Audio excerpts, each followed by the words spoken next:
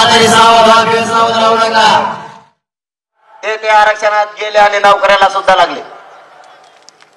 आता तरी सावध व्हा, बेसावध राहू नका.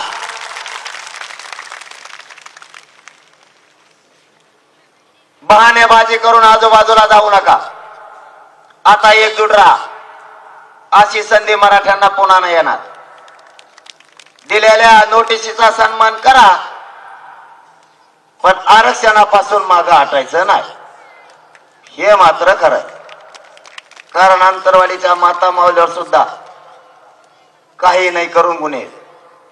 मग महिला घाबरायला तयार नाही. तुम्हाला अंतरवालीचा एक किस्सा सांगतो. महिलांचे डोके फुटले. 40 पेक्षा 50 पेक्षा जास्त टाके त्यांच्या डोक्यात पडले. ज्यावेळेस त्या 4-5 दिवसांनी शुद्धीवर आल्या,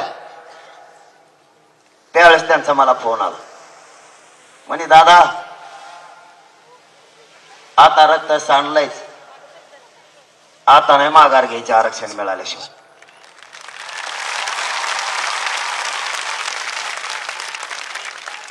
मग आता इथून पुढे आमच्या हाताने झालंय काय म्हणून तुम्ही आम्हाला नोटीस द्यायला लागलात. काल सरकारला सांगितलंय तुम्ही पुन्हा प्रयोग करू नका, तुम्हाला जळ जाईल, तुमच्या नोटिसी वापस घ्या. घेतल्या तर ठीक, नाही तर तिचा सन्मान करा. आपल्या लेकराला आरक्षण दिल्याशिवाय आपण हटतच नसतो. कोणाला काय करायचं ते करा. आणि याच्यात पोलिसांचा काही दोष नाही. हे 4-2 जण वरून सांगत आहेत, ते खाली करतात. वरचे कोणी ते आपल्याला माहिती आहेत. त्याला उद्या दारात यायचं आपल्या, त्याला आयुष्याचा त्याच्या कपाळाला गुलाल लागून द्यायचा नाही. मराठ्यांनो, आपण बे खानदानी मराठी.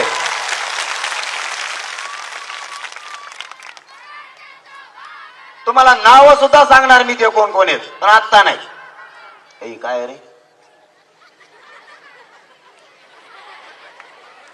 टाकेशन टकुऱ्या जाऊन तिकडे दे. प्रत्येक गावात गेले ती येतेच वर. ते बी मला सध्या लांबूनच बघत आहेत बरं का. मला वाटलं तिकूनच आलं का अजून कोणी. तुम्हाला माहिती असावं म्हणून सांगतो. या अगोदर आपण सरकारला 3 महिने वेळ दिला.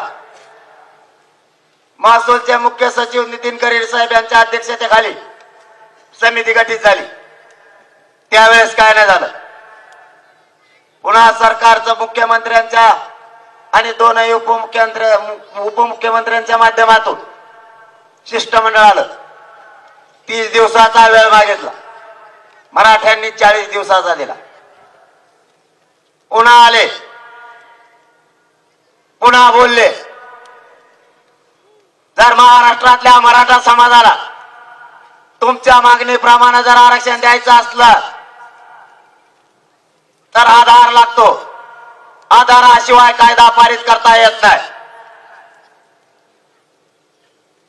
मग पुन्हा समिती नेमली. समितीचं काम सुरू झालं आणि त्या समितीला 54 लाख नोंदी मिळाल्या. मराठा आरक्षणात असलेल्या 54 लाख. मग आता अडचण काय? तुम्हाला पुन्हा 2 महिन्याचा वेळ दिला, 24 डिसेंबर पर्यंत. या नोंदीचा आधार येऊन अहवाल तर आपण स्वीकारलाय. प्रथमही स्वीकारला, दुसराही स्वीकारला. तुम्हाला कायदा पारित करायला अडचण काय?